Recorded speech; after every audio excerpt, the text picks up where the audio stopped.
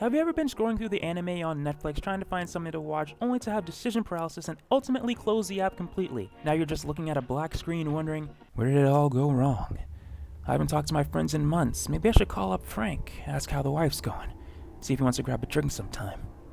You pull out your phone, find Frank's number, and then you think to yourself, maybe I'll try Crunchyroll instead. And so I did. I was in the mood for something new, something I'd never seen before, something obscure but not too obscure. I continued to scroll through Crunchyroll's selection, and just as I was about to give up and give Frank a call, I saw this image. And I thought to myself, this looks cute as hell. I'm gonna watch this. And so I did. I have never watched Princess 9, and I didn't even know it existed until now, but I'm telling you, within the first 10 seconds after pressing play, I felt a strong feeling of nostalgia wash over me. I have very little association with this era of anime, but something about Princess 9's opening made me feel like, what a simpler time. 1998. So I decided to give Princess 9 the old college try, watch at least 3 episodes and see where it goes from there. Well, obviously, I continued watching past episode 3. This is my journey with Princess 9 and how it surprised me.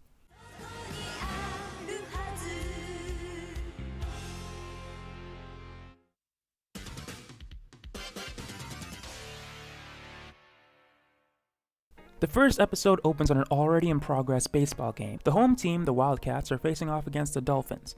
The Wildcats lead, but just barely. The opposing side is closing in fast, with the Wildcats pitchers running out of steam. They need their secret weapon. Lucky for them, their weapon is en route to the game right now. The bases are loaded and they have 2 outs. Things aren't looking good, but just in the nick of time, the secret weapon arrives. Ryo Hayakawa.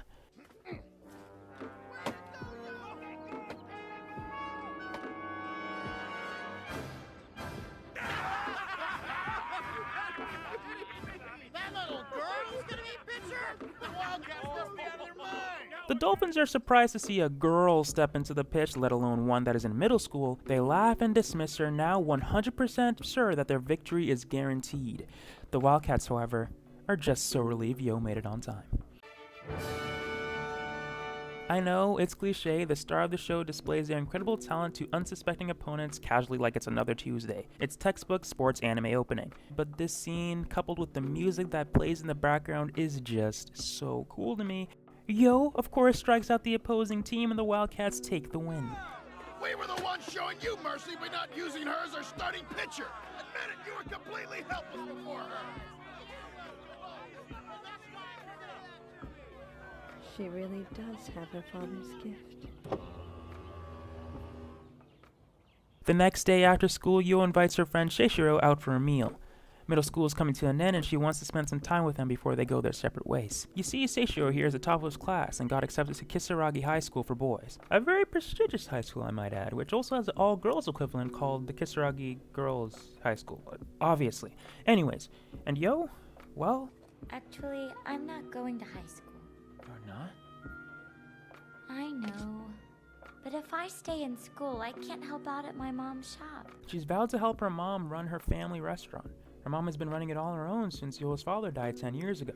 Ryo feels she owes her mom after all that she's done for them over the past 10 years. Before Seishiro can even respond to Ryo saying that she's not going to high school, their conversation is interrupted by a broadcast on the restaurant's television. It's a report on Japan's future star athletes, the genius slugger Hiroki Takasugi and princess of the tennis court Izumi Himuro. These two are also middle school students who are about to graduate, and wouldn't you know it, they're destined to go to the same Kisaragi High School Seishiro was expected to. When Izumi is asked by the reporter what her goals for the future are, she simply responds, "What are my dreams? Just to be the best tennis player in all of Japan, that's all." That's some dream. And when Seishiro gets the chance to ask Ryo the same questions, he says, To be the best waitress in all Japan. I've just been introduced to this character, but I can already tell that she's the kind of girl to put everyone's needs before her own. And she means well. She doesn't want to be a burden to her mom, she doesn't want her friends to worry, and when she says she wants to be the best waiter in all Japan, she really wants us to believe that's true. You know I won't let you down.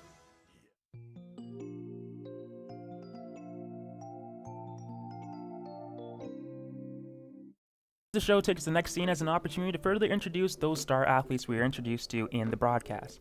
Hiroki Takasugi and Izumi Himuro are being interviewed by some local reporters, and one asks if they're dating for some reason. I mean, the two have known each other for their entire life and rumors are spreading, but it's still weird, right? Some people say that you're boyfriend and girlfriend. Is it true? Well, since both Izumi and I have a lot of young fans, I think we'd rather not comment on that right now. Right, Izumi? Yes, I have no comment on that either. Shortly after, Izumi's mother arrives. Okay, another little sidebar here, not a hot take in the slightest, but man, artists really drew the baddest woman in this era of anime, huh? Now, waifus in anime today are solid, but something was definitely lost when anime moved away from this style. Miss Himuro is the chair of both Kisaragi schools, so naturally, the reporters have some questions for her. She doesn't really answer very much though, and instead tells reporters that she soon will have an interesting announcement to share. Izumi follows her mother inside to timidly ask her details about the announcement her mother teased. Miss Himuro tells her daughter she has nothing to worry about and just focus on her tennis. Izumi then says, Is this what a canary in a cage feels like? a little dramatic, but hey, this is my first time being introduced to the character. Maybe she's justified in that remark. To be fair, I was pretty dramatic around this age too. I remember feeling like a canary in a cage myself when my parents took away my Xbox 360 for a week.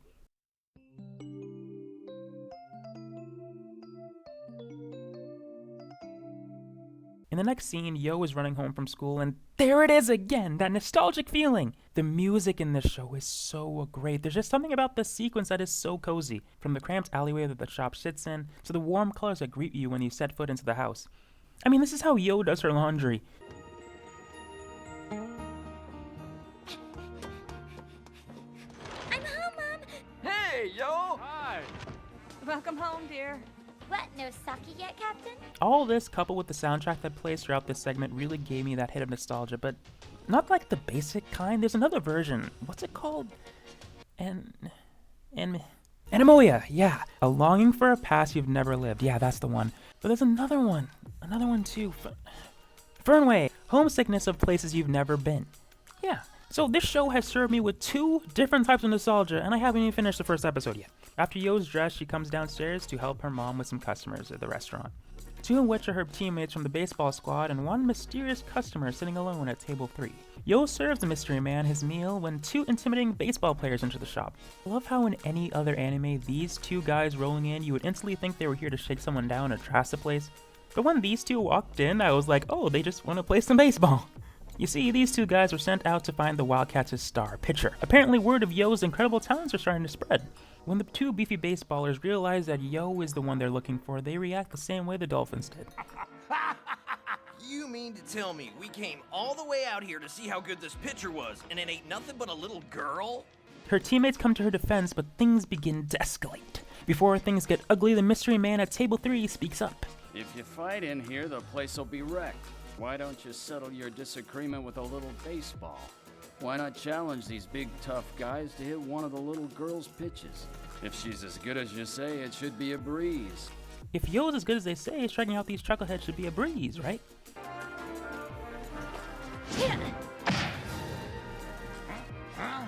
And that was strike 1. Strike 2.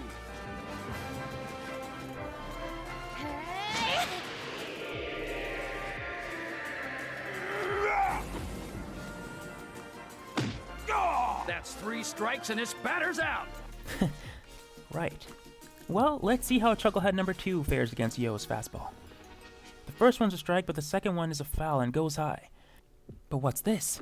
Hiroki Takasugi? What's he doing here? Hiroki was on his way home when his bike caught a flat. It just so happened that he caught his flat at the perfect time to spectate this little challenge here. But he's not the only one on the sidelines. Miss Himuro was here too. I didn't mention this earlier, but Miss Himuro was also at the game between the Wildcats and the Dolphins at the beginning of the episode. She had her eye on Yo then, and she certainly does now. My guess is that she is the one that sent these chuckleheads to challenge Yo. Hiroki times his swing incredibly and knocks the foul ball right back into Yo's mitt. Who in the heck are you? Hiroki is absolutely embarrassed for these guys and offers to bat for them. Obviously, this isn't out of the kindness of his heart though, more like the genius slugger probably hasn't met a pitcher that can match his swing in a while. He wants to test if he can hit Yo's throw. This was a rather unexpected turn of events, but I must say that I like it. The count still stands at 0-2. Okay? Fine with me. And the episode ends on that cliffhanger. I would say episode 1 gave me just enough to want to dive into episode 2 right away. Like I wanted to know what Miss Himuro's announcement was, or what's the deal with Izumi, and of course, this matchup between Takasugi and Ryo. I wanted to see how it ended. So, I press play on episode 2.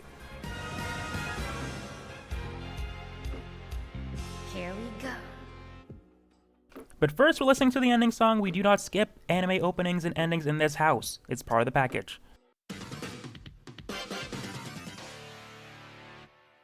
Yo gets ready to throw her pitch. Captain gives her the signal to throw one to the outside. Hiroki, being the genius slugger that he is able to hit it. But to Yo and the Wildcats' relief, it's a foul ball. It doesn't matter where you aim it. I'm still gonna hit it. Ah, he's a cocky little bugger, ain't he? I like that. But I'm still rooting for you, Yo. Let's run this back, this time for sure. This time, Yo aims for the inside. Hiroki hits it again, however, but it's another foul ball. Yo gets ready for her last pit, and she throws it straight down the middle, no holds barred. The speed is incredible. Anybody other than Hiroki would have probably let the ball pass, but of course he swings and lets out a confident, Come to Papa. "What a cocky little bugger." The strength of Yo's pitch is so strong, so despite Hiroki hitting it, his bat frickin' breaks. Hiroki knocks the pitch right back to its sender. And again, if it was anybody other than Yo, they would have gotten out of the way. But she catches the pitch right in her mitt, and it sends her body tumbling back. Yo, are you okay?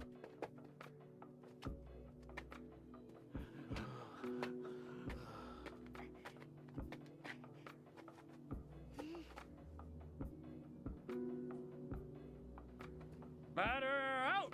Yo proved her pitching strength and won the challenge. And even after all that, when an impressed Hiroki asks who she is, Yo simply responds with, Who am I? I'm just a girl who works in a restaurant. Yo is kinda tuckered out after catching a ball that's traveling at the speed of light, so Hiroki carries Yo back home on his back, much to the chagrin of Yo. But it's like 90% chagrin. There's definitely a 10% of Yo that's totally into this for sure. It's a debt of honor.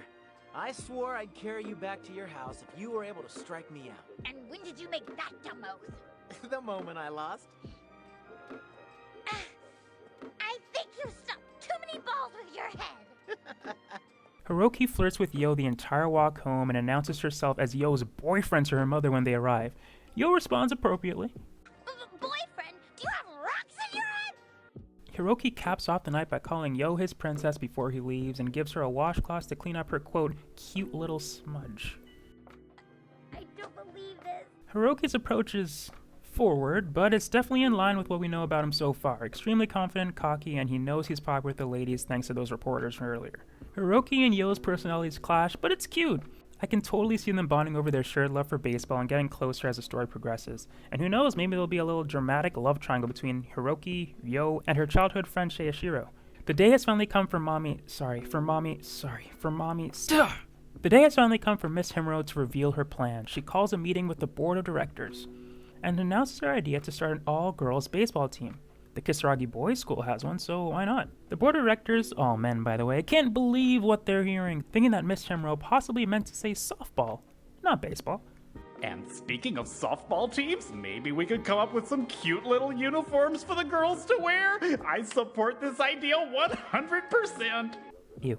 But Miss Himuro assures them that they're the ones who are mistaken. Despite her confidence in the idea, the board continues to resist, explaining that the school is meant to teach girls to become young ladies, going further to say baseball is a man's sport and too aggressive for a young woman to play. Miss Himuro doesn't falter, however, and just like I did when I got my Xbox 360 taken away, she breaks out a PowerPoint presentation. She shows the men the stadium where the boys' National High School Baseball Championships are played, Koshien Stadium. Miss Himuro says Japan is changing and that Kisaragi is going to be the one to lead that change. The Kisaragi girls are going to play there against the boys as equals. And within 3 years, they will win the championship. That, gentlemen, is our new project. Ah, I like where this is going. After the meeting, 2 of the board members can be seen walking the halls discussing how disgusted they are about the chairwoman's announcement. Can you believe what that mad woman said? Mad woman is right. She must be out of her mind, Mr. Mita. A girls' baseball team at Kisaragi High. A baseball team? Throwing sexist remark after sexist remark, they say that the girls aren't even allowed to play against the boys in the first place, talking about how the goal of Koshien Stadium is a waste of time. Izumi, Himuro's daughter and the star of the girls' tennis team, overhears the men talking about the idea of the girls' baseball team. And what seems to be in character for this character, she dramatically says, But why, Mother?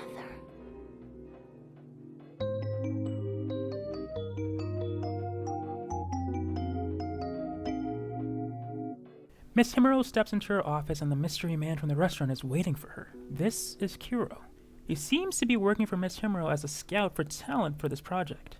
They both call each other by their first name, so we know there's some history between them. 20 years of history to be exact. Both of them also had a connection to Yo's father, Hiroki Hayakawa, who was a star baseball player himself. Kiro doesn't see the idea of the girls' baseball team as an issue in itself, but does bring up the same fact that those board members did.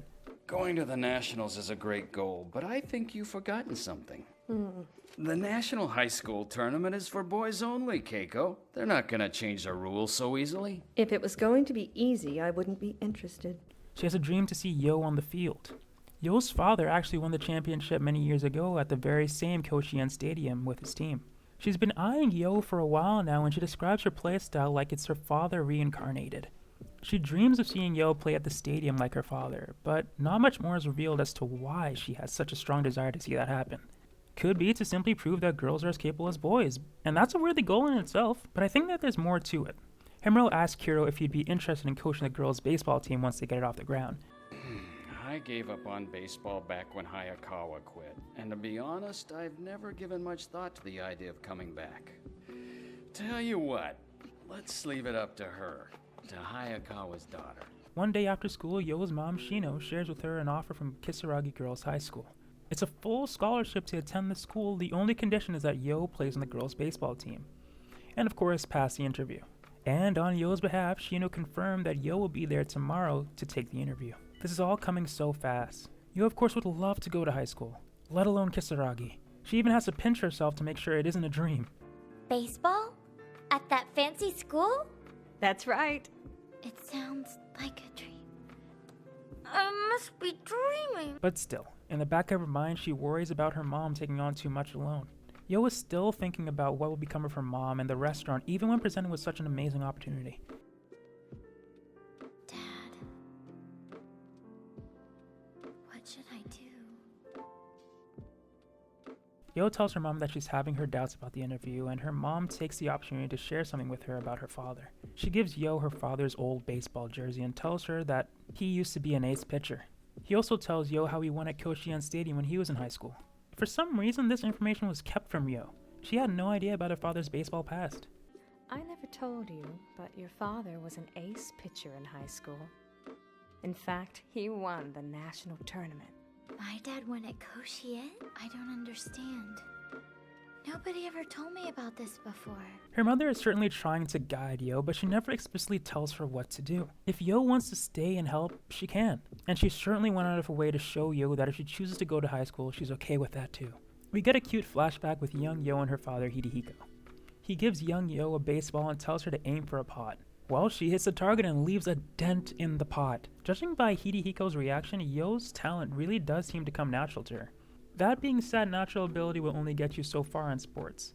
Well, with anything, actually. I'm interested to see if they'll have time to show Yo improving beyond what seems to come innately to her. Another quick sidebar, everyone look how cute Yo is. Look how cute! That same night, Yo has a dream and goes to the ancestral plane for baseball players where she has a moment to speak with her father. This dream serves as a double blessing for Yo. Her mom has made it clear that she will support Yo's decision, and now even her late father is giving her the okay. A baseball?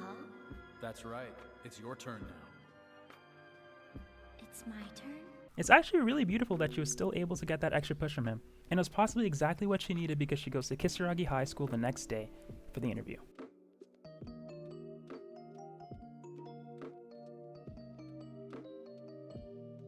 Before Yo can proceed, Hiroki shows up. Hey, Miss Tofu! I said hello, Tofu! What? You're not talking to me, are you? Is there someone else here? Why are you calling me Tofu? Actually, it's because fried tofu is my favorite part of Oden. This guy. But I'm just here for the interview right now. I see. Well, I hope you pass then. I'd like that. This guy! Once again, much to the chagrin of Yo, maybe 97% chagrin this time, Hiroki walks her in to the school. I can go by myself! Jeez! Huh? But before they could even make it to the entrance, they both stop to see Izumi absolutely wrecking some fools on the tennis court. She's so cool! Go, Izumi! That girl is really incredible. I can't believe that she's actually playing tennis with two boys at once. And she's gonna win, too. Those two guys are just a warm-up exercise. Izumi takes notice of Yo watching her from the sidelines, and they have this really intense stare-off to end the episode. And I don't know why it's so intense, like maybe there's going to be this rivalry between them, but they just met. I say they just met, but technically they really haven't met. They just started looking at each other really intensely. What is with my life lately? It all happens in the next episode of Princess 9, In My Father's Footsteps. You can do it, Tofu Girl! I told you not to call me that! Izumi's posse rolls up and gives Izumi the rundown on who Yo is, telling her that Yo is probably here for the interview and lined up to be on the girls' baseball team that's forming. They also have zero chill when it comes to Yo spending time with Hiroki. Go on, tell her. Yeah, Izumi, tell that tramp to keep her hands off Hiroki. Because if you won't, we will. Yeah, hold it. Don't you dare embarrass me. When they called Yo a tramp, I don't know why, but it caught me so off guard. Yo got so distracted by their stare-off, she forgot why she was there in the first place. She suddenly dashes off before she's even more late for the interview. You forgot this. It's the number to my cell phone. This guy! Give me a ring if you pass the interview. Yo apologizes for her tardiness, and the interview begins. Miss Himuro tries to calm Yo down, but she feels out of place at this fancy school. The tea, the fancy cake, and the gracefulness of Miss Himuro all intimidate her. Tea and fancy cakes. I don't belong here. Himuro tells Yo just to relax, and the interview begins. We'll start with a few questions about your sex life. Huh? I'm asking if you have a boyfriend, Yo. What a weird way to ask.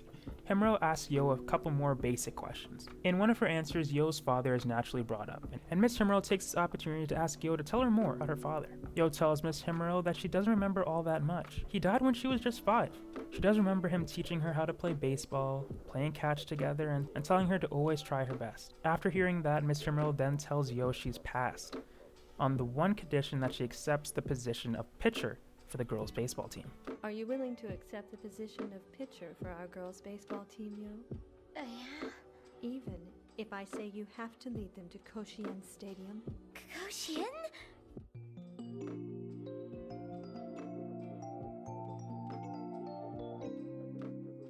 Izumi confronts her mother about giving that girl a scholarship, saying Yo isn't the type of material meant for this kind of school.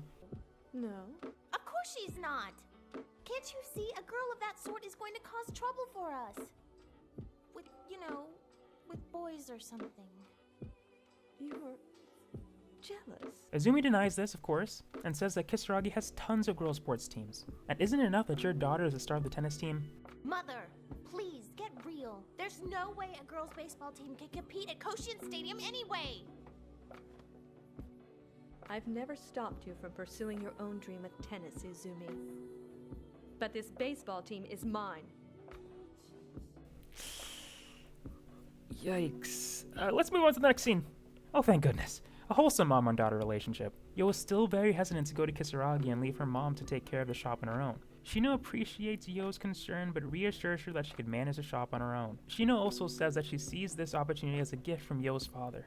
A chance for Yo to chase her dream, to go down a path that makes her happy. Yo, of course, is so relieved to hear her mom say all of this, and she decides to accept the offer. Go for your dream while you still can. Nothing could make me happier.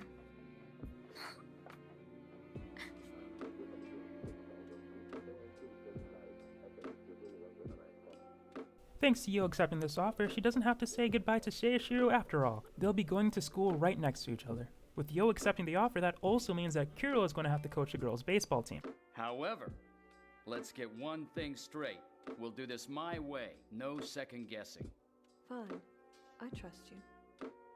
That's so touching. Izumi is letting off some steam while Yo introduces Hiroki and Seishiro to each other. Izumi's tennis opponent accidentally hits the ball outside of the court, and it rolls all the way down the hill where the three are hanging out. I'm sorry, but could you bring that ball back here? I'll throw it back, okay? Huh? She's going to throw it from way back there? Oh, come on. That's impossible. It's too far away and the fence is too high. Yeah, what is she thinking? Not only does Yo throw the ball all the way back to the tennis court from the bottom of the hill, she throws it through a small hole in the fence with insane precision.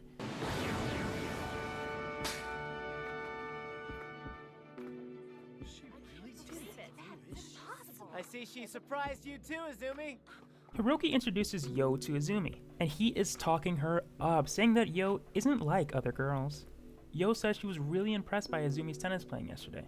Izumi invites Yo into the tennis court to give her a quick lesson, but you can tell her intent isn't to teach Yo, but to school Yo. Well, Izumi's really gonna make her look foolish now. Yeah, no amateur can return Izumi's serve. Don't be so sure about that. Yo misses the first two of Izumi's serves. She says to herself that she didn't realize that tennis was so difficult, but she caught on quickly, because Yo's able to return Izumi's next serve.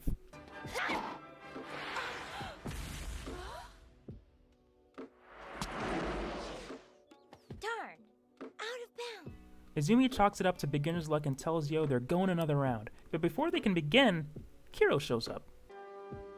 If I may intrude, I've got a suggestion. This guy and his challenges. No one has properly been introduced to Kiro yet, so naturally they're a little caught off guard that this guy keeps showing up. Honestly, it probably would be a bit creepy. Izumi even states that he's on private property, confirming that they don't know he's working for Miss Himuro. They bump heads for a moment, but Kiro suggests that since Yo played Izumi's game, it's only fair that Izumi play Yo's. It's the same challenge from that night. Hit one of Yo's pitches. After some convincing from Hiroki, Izumi picks up the bat and takes up the challenge. So, do you know the rules? You got 3 swings. Batter up! Play ball! The first one's a strike, so Kiro offers up some tips to Izumi. Hey, you shouldn't follow the ball, and stabilize your lower body. Baseball is different from tennis. Stabilize my lower body. And that's right, too! Much better. Huh? But you're relying on your dominant arm. You have to keep the weight of your arms balanced. Kiro. You're trying to coach even now, aren't you? Izumi hits the final pitch and it's a home run. Izumi is proud she won the challenge and thanks Yo for playing with her. Kiro then reveals something to Izumi, however, that gives her home run a little asterisk. The energy of a moving object equals half of the weight of the object times the square of its speed, correct? Now, using that formula, what if we substitute a 140-gram baseball for the 58-gram tennis ball we used here? Let's think about it, shall we? What it means is that if we had used a real baseball instead of a tennis ball, what would have happened? The only reason Izumi was able to hit it was because they were playing with a tennis ball. Obviously, that's a bit of a blow to Izumi's pride. She hadn't won the challenge after all, but I think it's fair we call this one a tie. Well, my little princess, I think you should be swinging a bat instead of a racket.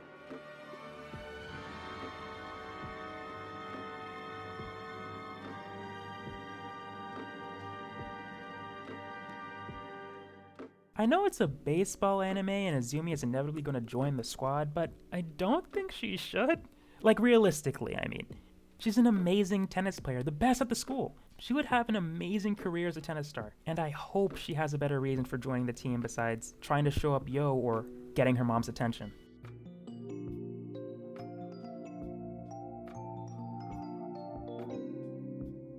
So here we are at the end of episode 3, and Princess 9 so far has been a really enjoyable watch for me.